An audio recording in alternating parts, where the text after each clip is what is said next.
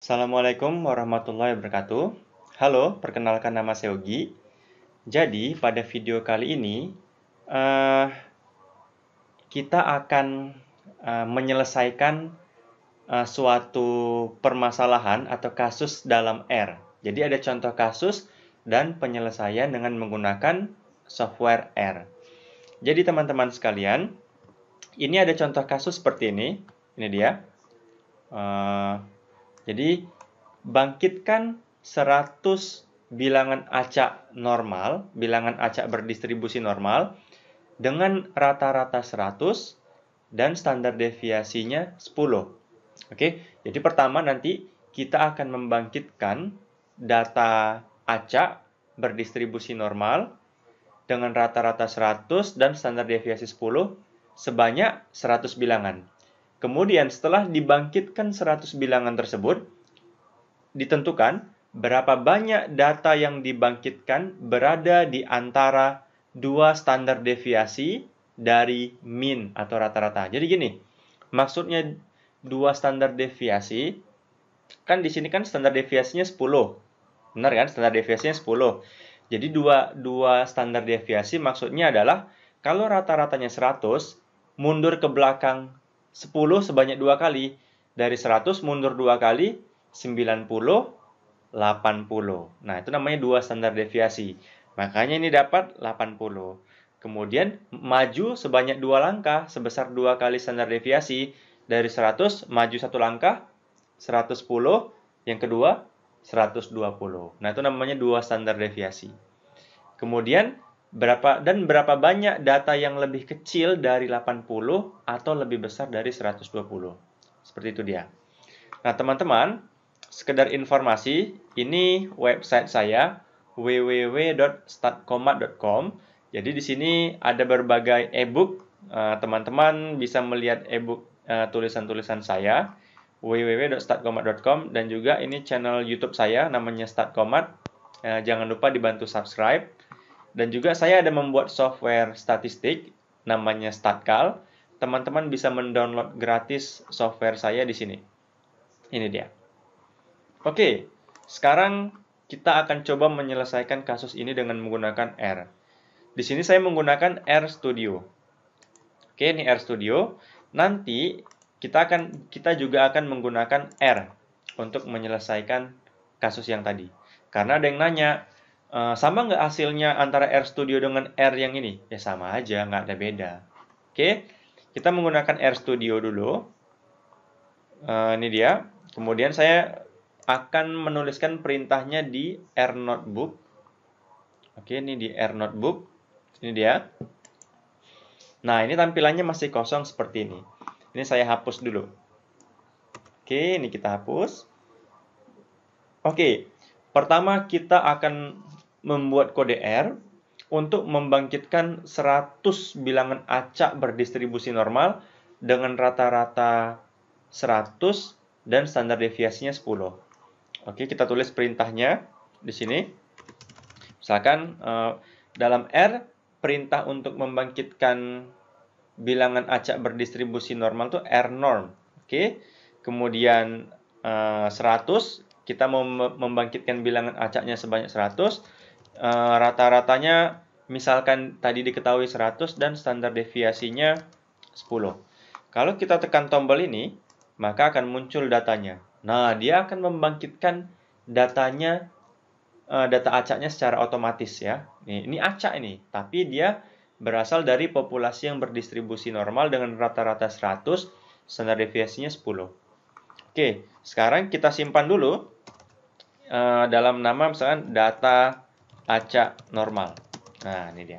Kita tekan.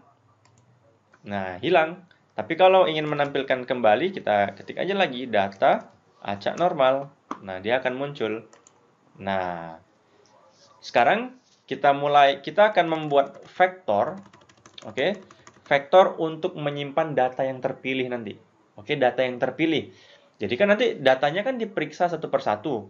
Kan untuk yang pertama kita ingin datanya berada di antara 80 dan 120. Oke, artinya kalau 80 ikut nggak? Ikut juga. Dia masih di antara 80 sama 120. Contoh misalkan seperti ini ya.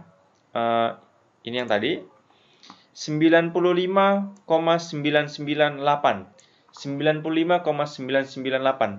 Apakah dia berada di antara 80 dan 120? Ya, berarti dia terpilih. Itu yang pertama. Cek lagi yang kedua. 96,609. Apakah masuk di antara 80 dan 120? Ya, masuk. Sampai diperiksa. Jadi dia akan memeriksa satu persatu. Ada nggak yang nggak masuk di sini? Kita lihat ya, coba ya. Nah, ini ada nih. 120,7. Kan sudah berada di luar interval. Berarti dia tidak ikut dia, tidak terpilih. Nah, sekarang kita akan membuat vektor yang mana vektor itu menyimpan data-data yang terpilih aja. Nah, kita misalkan data terpilih. Oke, di sini kita buat vektor mode numerik. Artinya kita membuat vektor baru bernama data terpilih, di mana dia akan menyimpan jenis struktur datanya itu numerik. Ini masih kosong, belum disimpan sama sekali. Kalau kita tekan eksekusi, nah kayak gini dia masih kosong. Kita mau tampilkan misalkan data terpilih. Dia masih kosong, belum ada menyimpan apa-apa. Oke, sekarang baru kita rancang kodenya. For i in 1 sampai 100, ini akan melakukan pengulangan sebanyak 100 kali. Kemudian, jika data acak normal yang ke i itu lebih besar sama dengan 80 dan data acak normal yang ke i kecil sama dengan 120, ada sama dengannya. Nah, ini kondisinya. Jadi kalau memenuhi kondisi ini, kita akan menyimpan data terpilih K, ini data acak normal yang ke I. Nah, kita harus buat K, di sini K sama dengan 0. K ini kita gunakan sebagai indeks untuk data terpilih. K sama dengan K tambah 1. Jadi kayak gini maksudnya ya. Mungkin agak rumit menjelaskannya, tapi saya coba. Jadi, misalkan ya, kita coba membangkitkannya 10 data aja dulu, nggak usah 100, 10 ya. Jadi di sini kita buat 10. Oke. Di sini kita tampilkan dulu data acak normalnya, data acak normal. Gitu ya. Sekarang kita tes, kita tekan ini. Serp. Oke, muncul datanya ya. 114 yang ini terpilih nggak dia? Terpilih. 1, karena dia berada di antara 80 sama 120. Apakah yang ini terpilih? Ya, 2 terpilih. Yang ini 3, 4, 5, 6, 7, 8. Semuanya terpilih ya, nggak ada yang nggak terpilih. Coba kita ulang sekali lagi. Kan dia kan acak. Ini ada yang nggak terpilih. Yang ini terpilih, benar kan? Yang ini terpilih, terpilih, terpilih, terpilih, terpilih. Nah, yang ini nggak terpilih nih. Nah, jadi data yang terpilih hanya ada 9 karena 1 yang nggak terpilih. Coba kita lihat. Tadi kan datanya kan disimpan data terpilih. Sekarang coba kita tampilkan.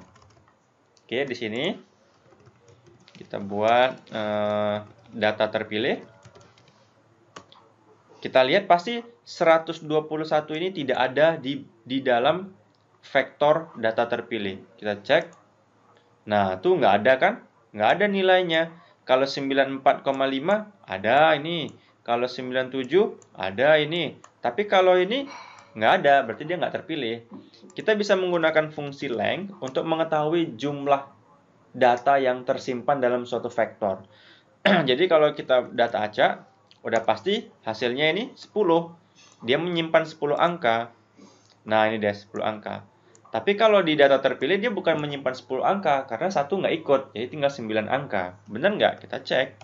Length dari data terpilih. Data terpilih. Nah, maka akan muncul. Oh, bukan data terpilih. Oh, iya, data terpilih ya. Ada 10 juga. 1, 2, 3, 4, 5, 6, 7, 8, 9, 10. Oh, ini, maaf, ini 112 ya, bukan 121, maaf, saya salah ngelihat. Ulang. Berarti di sini kasusnya kasusnya terpilih semua ya. Kita mau cari yang nggak terpilih dulu. Ini masih terpilih nggak? Kita lihat, masih terpilih ya, masih terpilih. Kita run lagi. Apakah ada yang nggak terpilih? Masih terpilih semua ya, nggak ada yang 121. Kita cek lagi. Masih 100. Nih 72. Benar ya? 72 kan nggak terpilih ya? Benar, oke. Jadi, di sini hanya ada 9. Kita cek. Oh, ada 8. Yang mana yang nggak terpilih? Ini 72. Kan nilainya di luar dari 80. Oke. Kemudian mana lagi ya? Nah, nih 79 juga. Ya, di luar dari 80. Jadi yang terpilih datanya cuma ada 8. Jadi maksudnya K, contoh ya, saya jelaskan. K sama dengan 0, oke? Itu indeksnya. Kemudian data acak I itu dimulai dari 1. Maksudnya kita cek yang pertama. 100,54. Lebih besar dari 80. Oke, pas. Dan lebih kecil. Maka K yang sebelumnya 0. Jadi K sama dengan K tambah 1. 0 tambah 1 ya 1, kemudian disimpan di K. K-nya 1 sekarang. Jadi di posisi pertama dari data terpilih disimpan nilai 100,5417. Jadi K sama dengan K tambah 1 itu menyatakan posisi untuk vektor data terpilih tadi. Sekarang kita kembali ke contoh soal. Contoh soal kan 100. Ya udah tinggal kita ganti aja di sini 100. Kita ganti di sini 100. Oke, tinggal kita lihat. Tes. Nah, itu datanya kan ada 100. Sekarang data yang terpilih ada berapa? Kita cek. Data yang terpilih ada 96. Berarti 4 yang nggak terpilih. Ada 4. Tinggal dicari aja di sini. Kan capek nyarinya. Oke, itu yang pertama. Kalau yang kedua, dan berapa banyak data yang lebih kecil. Nah, sekarang lebih kecil dari 80.